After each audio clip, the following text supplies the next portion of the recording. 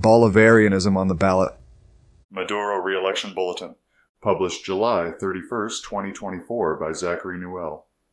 Citizens of the Bolivarian Republic of Venezuela beat their boots to the ballot boxes last Sunday, where they made their choice between the incumbent President Nicolas Maduro of the United Socialist Party and his many opponents, but particularly the former diplomat Edmundo Gonzalez, and between them decided who will sit in their country's executive chair for the next 6 years, starting January 10th, 2025.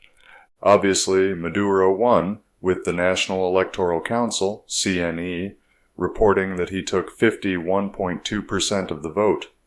That came paired with predictable claims from domestic opposition and international rivals of election fraud, which the dissident regards as a new attempt from U.S. imperialists to arrange regime change in the Bolivarian Republic to gain control of its oil resources, as they attempted with a failed coup against Hugo Chavez in 2002, their recognition of the unelected Juan Guaido as acting president in 2019, and the harsh sanctions imposed in the interim. Given the presence of international election observers who found the elections to be fair, the dissident dismisses claims of fraud as baseless. Those observers included a delegation from the National Lawyers Guild International Committee, which reported a fair and transparent process. They noted high levels of voter confidence and accessibility, with no significant issues at the polls. Despite these findings, however, the U.S.-backed opposition and Western media have refused to accept the results. The NLG condemned these challenges to the election's legitimacy, attributing them to attempts by the U.S. and other entities to undermine Venezuelan democracy and national sovereignty.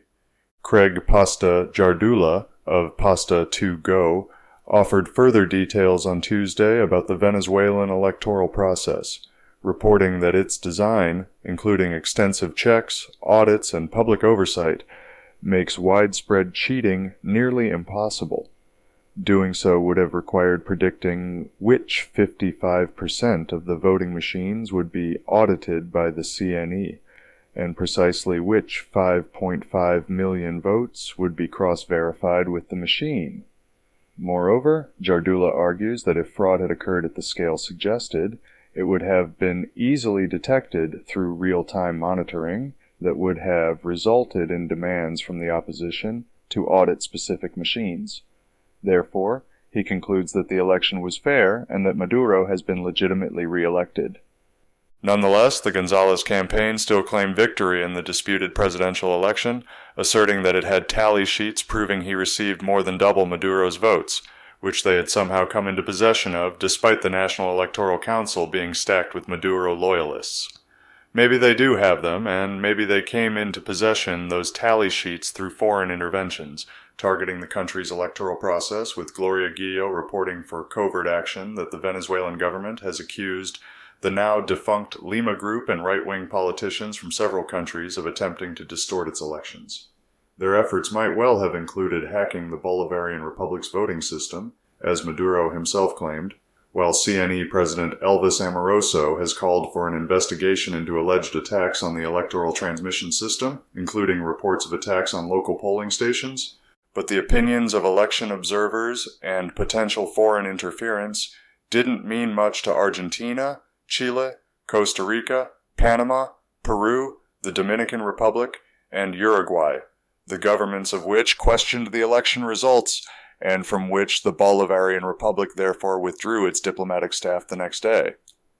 2 days following the election, protesters supporting the Venezuelan opposition remained galvanized, reportedly burning pharmacies and hospitals, driven in no small part by misinformation and media manipulation designed to discredit Venezuela's electoral system and the legitimacy of its government. Alan MacLeod of Mint Press News calls it an attempted coup, and details false claims including a video misrepresenting stolen air conditioning units as mishandled ballot boxes, an outdated clip showing the 2017 toppling of a Chavez statue, unsurprisingly retweeted by Elon Musk, whom we already know advocates for coups in Latin America, a widely circulated image falsely indicating a vote count exceeding 100% that was actually a data entry error, and, to top it off, a supposed protester photographed as though dead in the street, who then departs on a scooter. So, let me ask you, given the obvious media manipulation, and I think that last one in particular is pretty damning, do you think that I say it was obvious Maduro would win because of political corruption in Venezuela, or because of his comparable popularity there? If you're not sure why the majority of Venezuelans might prefer Maduro, it might help to learn more about his opposition. On that subject, Max Blumenthal of The Gray Zone interviewed Anya Parampil, author of the 2024 book Corporate Coup, Venezuela and the End of U.S. Empire, a few days before the election for her insights into the opposition candidates and their ties to U.S. interests. Blumenthal introduces Gonzalez, who is a proxy candidate for Maria Corina Machado, whom Parampil describes as an extremist anti-Chavista figure who has been in the pocket of the U.S. government since Chavez's election in 1998, and previously involved in the 2002 coup attempt against Chavez, who has received funding from the U.S. State Department and the deservedly maligned National Endowment for Democracy.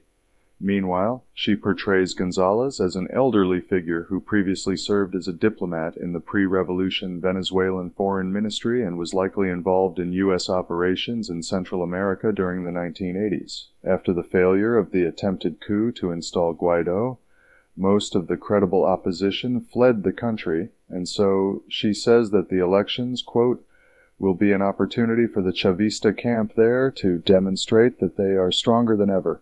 In many ways, the Guaido coup attempt made Chavismo and Maduro stronger than they would have been. They were able to consolidate a lot of support. End quote. Parampil goes on to provide details on what she calls the corporate coup, orchestrated by the U.S. to seize Venezuela's public assets, particularly the state oil company Citgo, and on the successful plot undertaken by Jose Ignacio Hernandez, the so-called special prosecutor of the aforementioned Guaido's shadow regime, to facilitate the sale of Citgo's assets to U.S. oil companies like ExxonMobil against the interests of their fellow Venezuelans.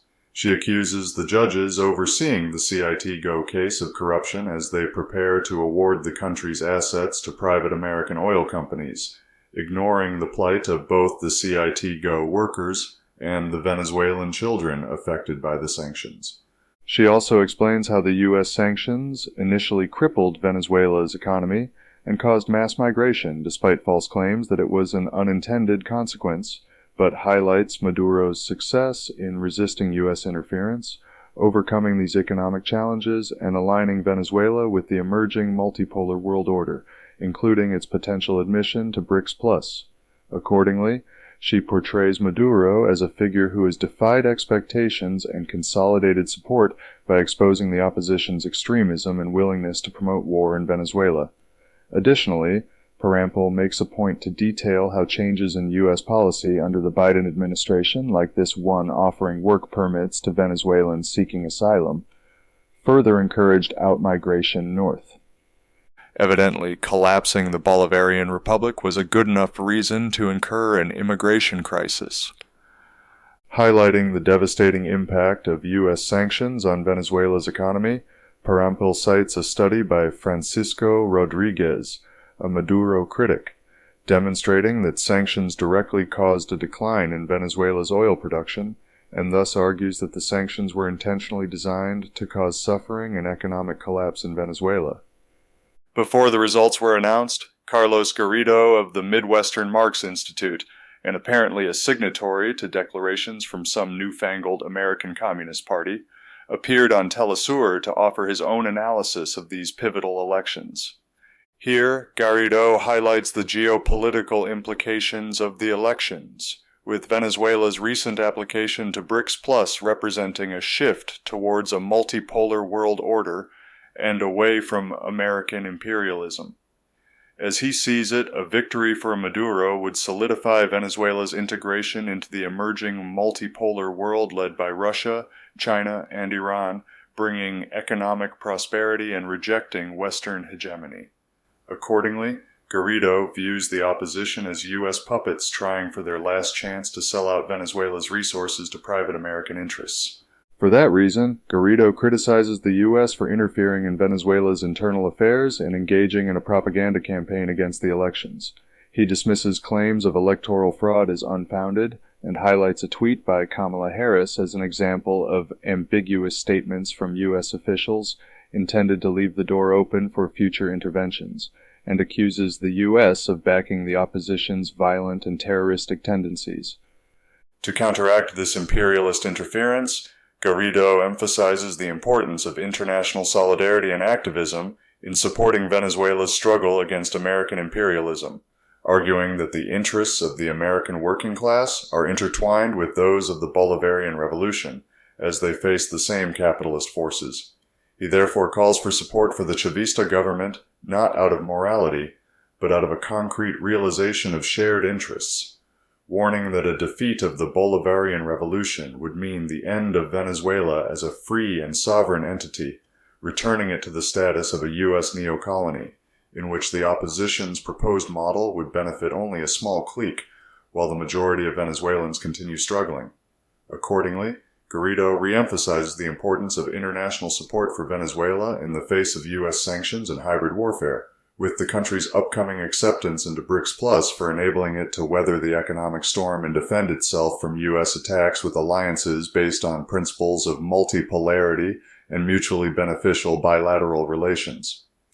The day after the election, Ahamu Baraka of the Black Agenda Report appeared on the Kim Iverson Show to offer his own perspective as an on-the-ground election observer, echoing and expanding on the aforementioned report of the delegation from the National Lawyers Guild International Committee, while also commenting on U.S. Secretary of State Antony Blinken's criticism of the results.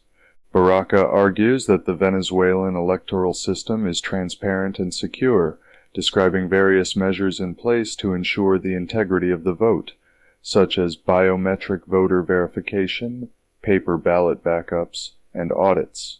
He suggests that the U.S. government's claimed irregularities lack evidence and represent a broader effort to undermine Venezuela's socialist experiment. Discussing the polarization between supporters of the Venezuelan government and the opposition, Baraka notes that while the opposition is vocal in rejecting the election results, many government supporters understand the choice as one between maintaining their independence or becoming a U.S. puppet. He also touches on the potential for violence from the opposition like that it committed in the past. Baraka also describes the impact of U.S. sanctions on Venezuela, which he reminds us are illegal under international law. He argues that the sanctions aim to undermine Venezuela's socialist development and create economic hardship for the people, potentially driving them to reject the government. Baraka naturally links the crisis at the U.S.-Mexico border to these sanctions. But regardless of the domestic consequences, Baraka tells us, quote, "Both Democrats and Republicans represent two sectors of the ruling class of the elite. They are united, though, in their commitment to maintaining U.S. hegemony. So, no, there will be no fundamental change in policies." End quote. Therefore, under the current American duopoly, imperialist hostility toward Venezuela and other countries in the region looks likely to continue. If coup attempts plus illegal sanctions and consequent declines in national oil production, with the combination causing oil revenue to sink from $50 billion in 2012 to $743 million in 2020, represent the kind of treatment that everyday Venezuelans receive from Maduro's geopolitical rivals for the sake of their president. Plus, as the aforementioned Guillo reports, the seizure of Citgo assets worth $32 to $40 billion, of sovereign funds held by the New York Federal Reserve Bank, estimated at $3 to $5 billion, and of $1 billion in Venezuelan gold in the UK, and then to me it seems most likely for the best that those rivals have so far seen their hopes dashed. Meanwhile, Guillo also tells us how Maduro introduced the Economic Recovery Program in August 2018 to address Venezuela's economic issues. Key measures included stimulating and diversifying national production, leading to 60,000 new brands and achieving 96% food sovereignty, reducing the need for food imports. It also increased tax collection by 105% to support social investments, encouraged non-traditional exports, and provided support for 1 million Venezuelan entrepreneurs. By the first quarter of 2024, the economy had grown by 7%, marking 12 consecutive quarters of growth, while the Economic Commission for Latin America and the Caribbean projected Venezuela's GDP growth at 4%, leading the region. The country also recorded its lowest inflation rate in 39 years, at 1% for June 2024, compared to 96.7% in June 2018, and its currency, the Bolivar, of course, maintained the most stable dollar price in 13 years, thanks to a new exchange market. This stability has strengthened the population's income and consumption capacity. We therefore extend our hearty congratulations to President Maduro and the brave people of the Bolivarian Republic of Venezuela in their struggle against U.S. imperialism on behalf of the worldwide working class, and encourage them in their resistance against the attempted coup from the American regime change apparatus. Of course, some may accuse us of bias, since we certainly have our ideological commitments. As many of you know by now, the success of Bolivarian socialism, or Bolivarianism, and by extension of Maduro against his U.S.-backed opponents, is a cause that we at Radio Free Pizza hold dear. Back in March, we suggested that the late Chavez's Bolivarianism, with its emphasis on direct citizen engagement through popular votes and referendums, on economic independence and self-sufficiency, and on national sovereignty, could provide inspiration for the 21st century socialism with American characteristics, libertarian communism, that we daydream about around here. Accordingly, we proposed that our historically inevitable leisure party regime should focus on rebuilding the U.S.'s domestic manufacturing industry with worker-owned companies, and on establishing a joint stock, state-owned enterprise that we call America NOC to extract, refine, and market the country's plentiful endowment of petroleum before returning its gains to the citizens of the United Peoples' Commonwealths of America. Given the aforementioned ideological commitments, it will come as no surprise to longtime devotees that Caleb Maupin, one of the primary influences thus far on our project to articulate this libertarian communism, spent some time, not 2 weeks ago, discussing the prospects for U.S. relations with Venezuela under a potential second Trump administration, and the legacy of Chavez and the Bolivarian Revolution in Venezuela, highlighting the late president's efforts to improve the lives of Venezuelans through social programs, infrastructure development, and the use of oil revenues.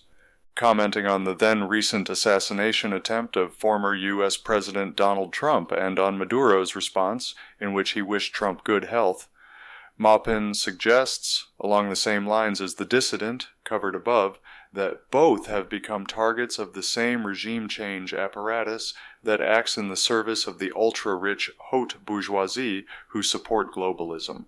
He discusses the obstacles faced by Venezuela under the Maduro administration due to economic sanctions and the drop in oil prices, as well as U.S. attempts to overthrow the Venezuelan government, either by attempting to assassinate Maduro via drone in 2018, or by attempting to install Guaido afterward. Despite these challenges, or because of them, he celebrates the triumphant legacy of Chavez's Bolivarian Revolution and Maduro's ongoing resistance to U.S. imperialism.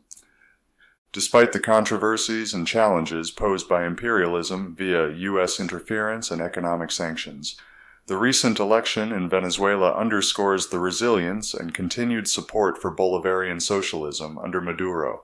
Supported by U.S. interests, the opposition failed to gain significant traction, due in part to their perceived extremism and the harmful impacts of the sanctions imposed by their U.S. backers on everyday Venezuelans. This outcome reflects the strength of the Bolivarian Revolution's ideals of national sovereignty, economic independence, and direct citizen engagement. For us here at Radio Free Pizza, these events reaffirm our belief in the potential of a similar model, one we envision as libertarian communism for the U.S., emphasizing local governance, worker-owned enterprises, and national self-sufficiency. The Venezuelan experience, as complicated and challenging as it is, provides us with valuable lessons for those committed to building a more just and equitable society, free from the overreach of external powers, and of the exploitative interference of the globalist faction of the American ruling class. Accordingly, we hope that the Bolivarian Republic of Venezuela will continue withstanding its attempts to impose regime change through its latest attempted coup.